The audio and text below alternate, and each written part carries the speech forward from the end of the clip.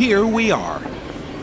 Copenhagen, the city of spires, and the birthplace of one of the great canine breeds. It's right in the name, the Great Dane. Hi, Bud Bacone from America. How you doing?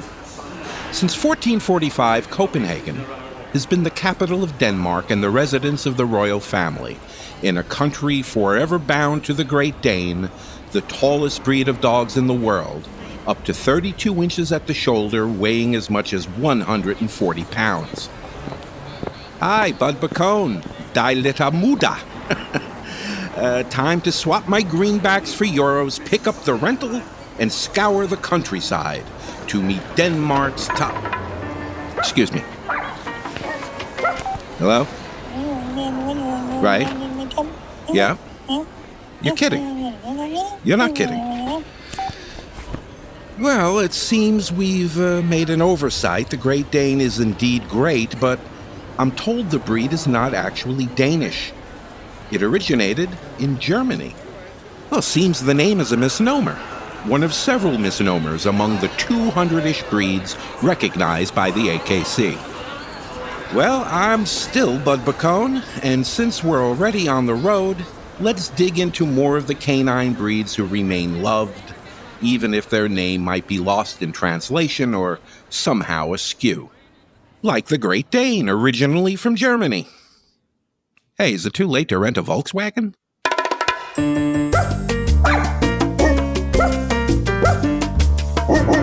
What is a dog? How much is a dog worth? The sport of dogs is one of the cleanest and best regulated of all the organized sports. I am 50% setter, Irish setter. Today, there is no question of the dog's place in society. Isn't that so, Lassie? Down and Back. Stories from the AKC archives. This is the show for you. With Bud Bacone. This pup is more than a pal.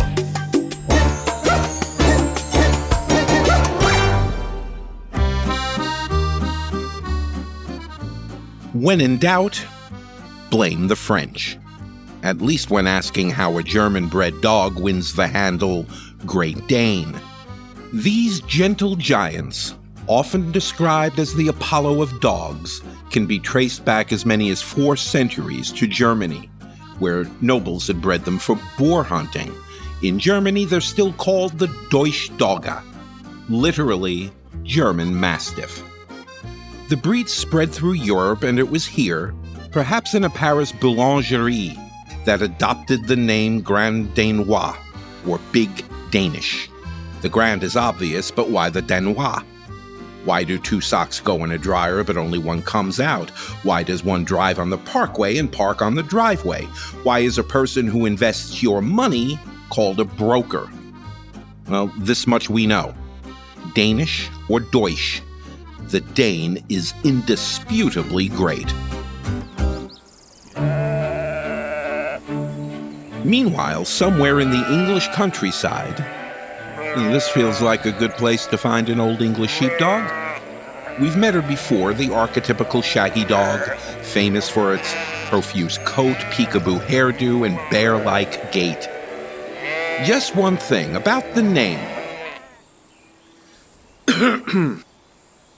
Move along. This is a private conversation. There's a bunch of gossips.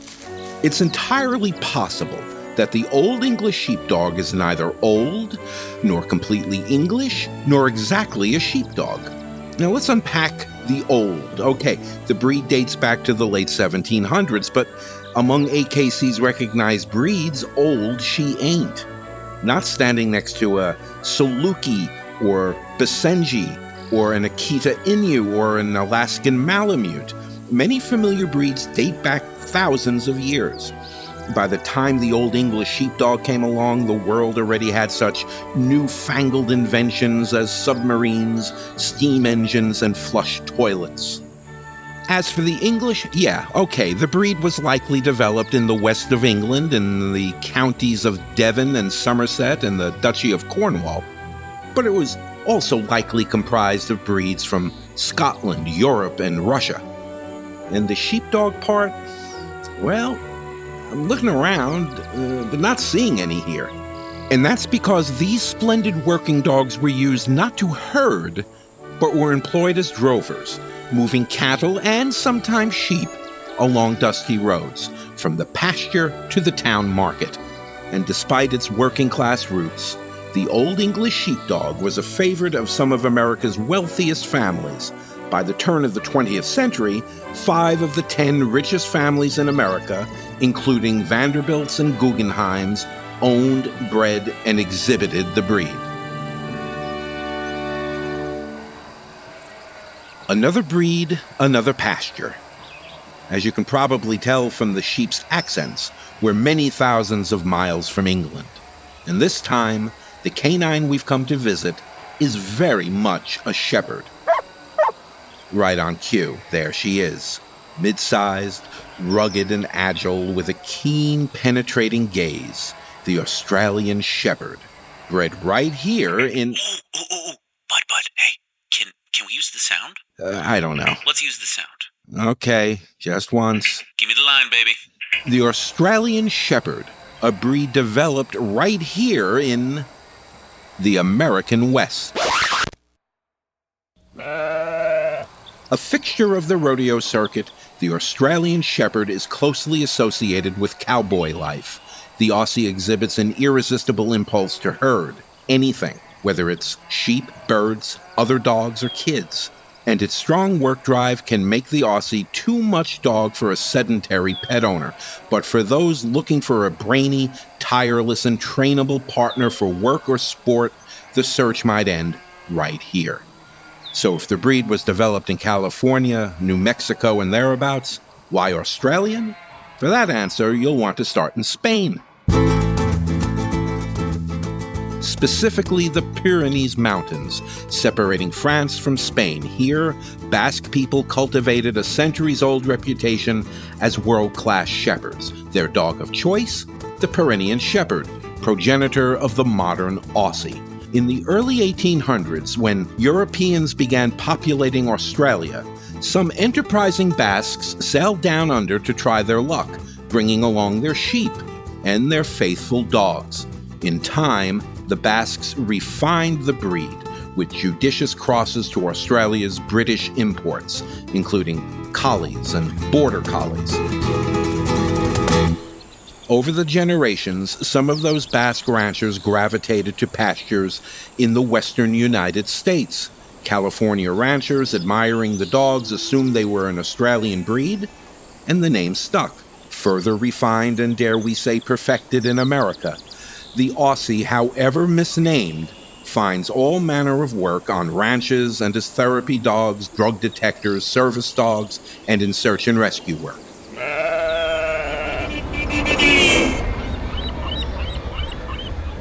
Norway, birthplace of Liv Ullmann, Edvards Munch and Grieg, Ibsen, Amundsen, and Matt Zuccarello, right-winger for the Minnesota Wild. It's also home to one of the great canine hunters, the Norwegian elk hound. Archaeologists opine that this bold, energetic dog may date back as many as 7,000 years. Their remains have certainly been found on the same sites as those of Vikings and their weapons. At once fierce and friendly to humans, they were and remain versatile outdoor dogs, serving through the centuries as guardians on remote farms, protecting flocks from wolves and bears. Often they hauled sleds. Bred for big game hunting, the compact, muscular Norwegian elk hound was perfectly suited for long days across rugged terrain in the harshest conditions. And they were bred to hunt independently, roaming alone. They would track their prey, and on finding it, would hold its attention by jumping forward and back, barking loudly.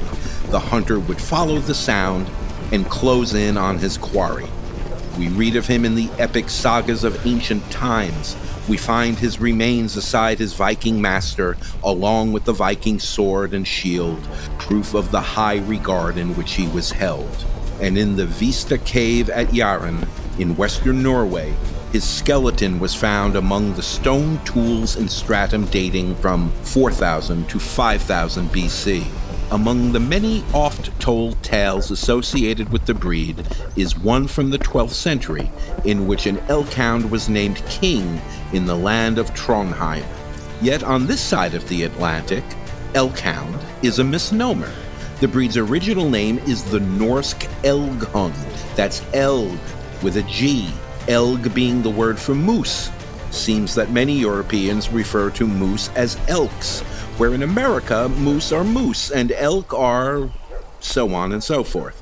And don't let's get started on where Norwegians stand on potato, or the Oxford comma. For many Americans, the Norwegian elkhound's intelligence and instincts leave it well suited for work, even with nary an elg in sight. They serve well as service dogs for people with disabilities, while their tracking skills make them a valuable partner for search and rescue teams. With elks, and moose trotting through your brain, let's catch a breath of fresh Atlantic air here, on the island of Newfoundland. Welcome to the Rock, home to its strikingly large, powerful, sweet-tempered canine namesake, the Newfoundland dog. Bred as peerless shipboard working dogs who specialize in dramatic water rescues, they're born swimmers, complete with partially webbed feet and strong enough to save a grown man from drowning. The Newfoundland, like the St. Bernard, flipped the meaning of the phrase rescue dog. Descended from breeds brought by Europeans, the dog is aptly named, though Newfoundland as a place name might have struck a dissonant chord with those whose ancestors had dwelt here for 3,000 years. To the other part of the province of Newfoundland and Labrador, we need to take a quick ride north and west across the Strait of Belle Isle. To Labrador, a beautifully rugged 113,000 square mile landmass bordering the northeast of Quebec, or to paraphrase the Beatles, turn left at Greenland, just don't head so far south, with an area larger than Ireland, Kuwait, and Jamaica combined. Its total population might just fill half of Yankee Stadium. What you don't find here is the origin of the Labrador Retriever. Oh, can I do the sound? No, you've hit your quota. Labrador, it turns out, is a misnomer. Back to the Rock. It's here that both the Newfoundland and Labrador Retriever dogs branched off from a common lineage. That was the line of dogs presumably brought here by fishers and colonizers from Spain, France, Portugal, and England. Over generations, these various dogs commingled with their international counterparts, creating a canine race known as the St. John's dog, named for the Newfoundland capital. Today they're found only in folklore and commemorated in statues just outside the city. These dogs came in a variety of sizes, the larger of which became the eponymous Newfoundland. The smaller one would bear the name Labrador. So ideal were these workers and companions that enterprising sailors took to selling them. And soon they became a popular export to England, where they were incorporated into various dog lines, becoming the progenitor for all modern British retrievers, from flat coats to curly coats.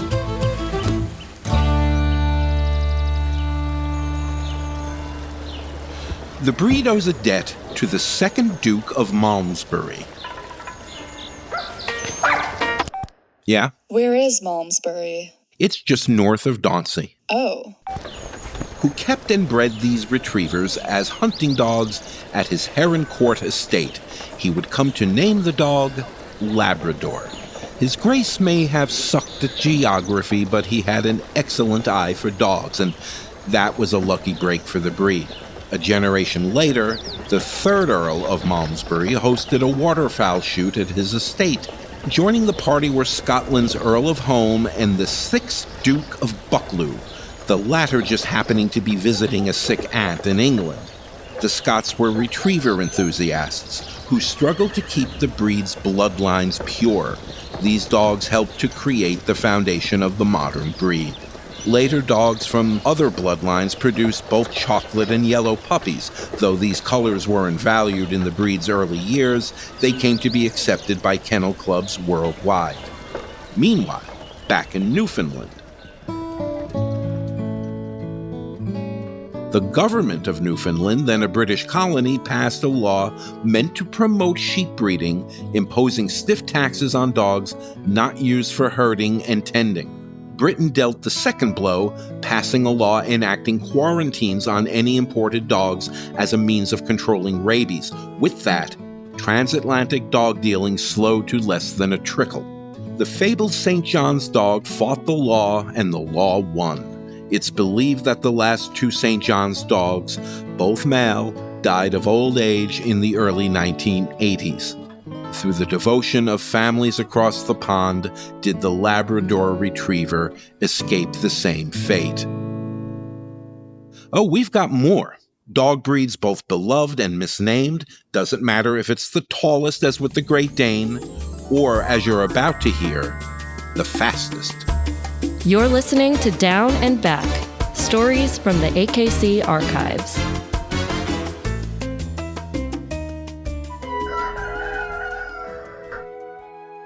You've got to get up pretty early in the morning to keep up with some breeds, including, here she comes now. And there she goes, the Greyhound. A hound for sure, but gray? Saith the Breed Standard Guide, Greyhound colors range from black and black brindle to red, red brindle, white and black, white and blue fawn. Oh, and what the casual observer might call gray is termed blue, referring to a slate gray or bluish tone. Oh, there are theories. One is that the name derives from the Latin term greyus, having to do with grease, or from an Old English word meaning dog, or for the past predominance of gray as the breed's color. Heck, you might try asking the nearest greyhound, if you can catch her. So let's take a time out. The host is taking a time out. For those following at home, we've established that Great Danes are originally from Germany. That Old English sheepdogs aren't especially old, they aren't strictly speaking English, and they're not technically sheepdogs. The Australian Shepherd is American bred, the Norwegian Elkhound is more properly the Norwegian Moosehound, that Labrador Retrievers are from Newfoundland, and that Greyhounds are blue, or black, or brindle, or so on and so forth. Next thing you know, someone's going to say the Italian Greyhound isn't from Italy. What?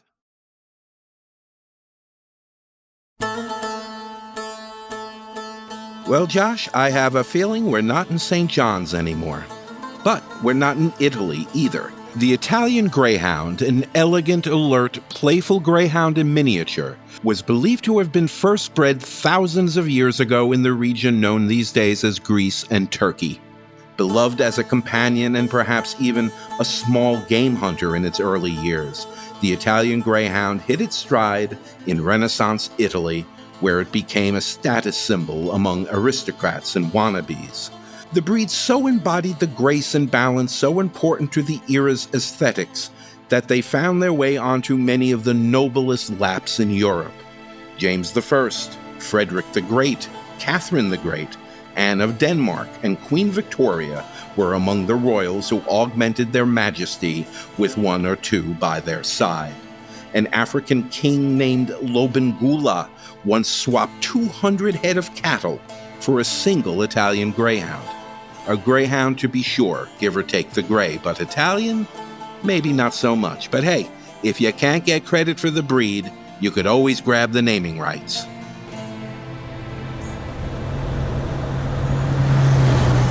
Behind me, at a secret location,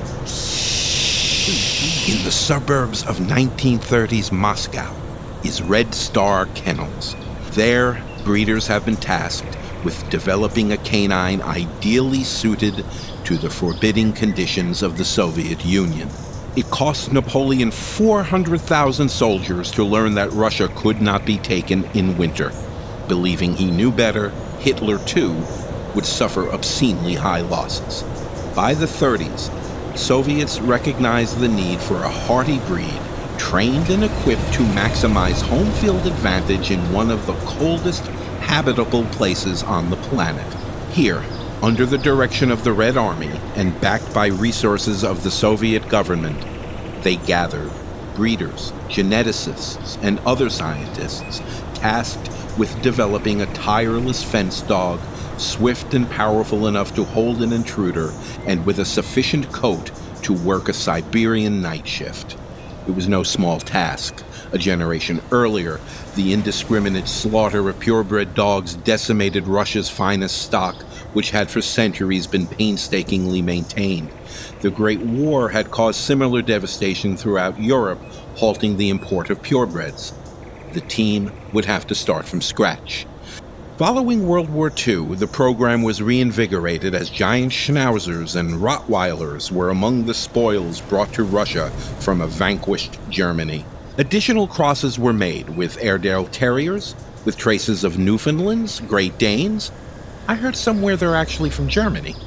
And several Russian breeds, including the Ovcharka. From this, the Black Russian Terrier emerged. They were deployed at border crossings, remote prisons, and military installations. By the 1950s, as the closing of Stalin-era gulags reduced the need for the dogs, the army began selling excess litters to hobby breeders and exhibitors. And retired Russian officers began bringing their canine partners home, and families became acquainted with this endearing, steadfast guardian. Black Russian Terriers soon found their way to the Baltic states, Czechoslovakia, and Hungary, seeping eventually through the Iron Curtain. Those breeders and geneticists done good, except for the name. It's definitely Russian, and black is the breed's only acceptable color, but a terrier it ain't. At least no more than 30% of its makeup, which is why she's recognized by AKC in the working group rather than among the terriers. Now that we know the backstory, let's get to know the canine, shall we? Professor? Bred to guard and protect, the Black Russian Terrier is a large, immensely powerful worker of heavy bone and coarse, all-black, hypoallergenic coat. This brawny guard dog of the Siberian steppes can tip the scales at 140 pounds and stand as high as 30 inches at the shoulder. That's before you account for its huge, brick-shaped head. True to their breeding, they're naturally aloof with strangers. As a family dog, it came to be known as the Black Pearl of Russia, or Blackie for short. Today, she's more likely to be guarding a suburban lawn than political prisoners. 20 years in the making, the Black Russian Terrier, the terrier that isn't, was recognized by AKC in 2004. Since we're in Moscow, let's take a day trip west to Siberia. I wonder how many subway stops it is. Here on Siberia's east coast, looking into the kitchens of the good folks of Alaska, some ill winds have blown around the name Siberian Husky. In a 1985 edition of the AKC Gazette, one author laments that the husky part is a misnomer. The article suggests that husky is a corruption of esky, from the European word Eskimo applied to the Inuit of this continent, and that the breed was developed by the Chukchi, the indigenous peoples on the Russian side of the Bering Strait. It concludes that the breed would be properly known as the Chukchi Husky. Anyone asks my view on this, I'd say, I gotta catch a plane. To Tokyo. Konnichiwa, Bud Bacone, how you doing? You'd think this would be the place to trace the roots of the Japanese Chin, a breed long hidden from Western eyes that came to be the darling of European royalty. But the true origin of the Japanese Chin, originally the Japanese Spaniel, is China, dating back to at least the 4th century. Records, artifacts, and paintings indicate an ancestral relationship between the Chin, the Pekingese, and the Shih Tzu, among others. It was from Japan that some of the first of this breed were brought to the West, including those presented to Queen Victoria by Commodore Perry.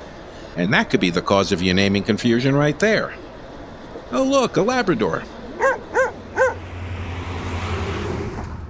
Dog names can feel like a long procession of barbet questions. Where's the Labrador from? What color is a Greyhound? What was an Old English sheepdog's job? But that's a matter for humans to wrestle with. For the dogs themselves, just don't call them late for dinner.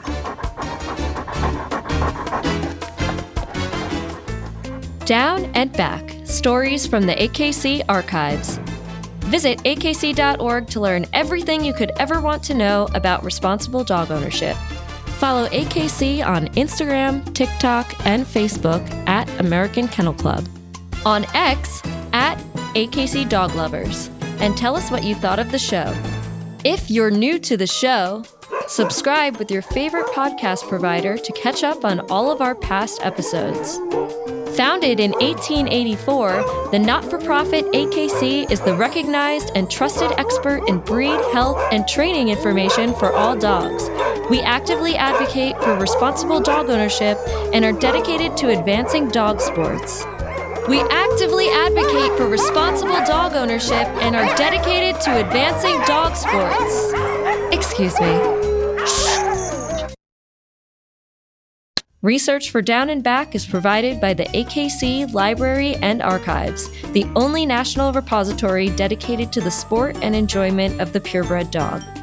Learn more about the collections at akc.org/library.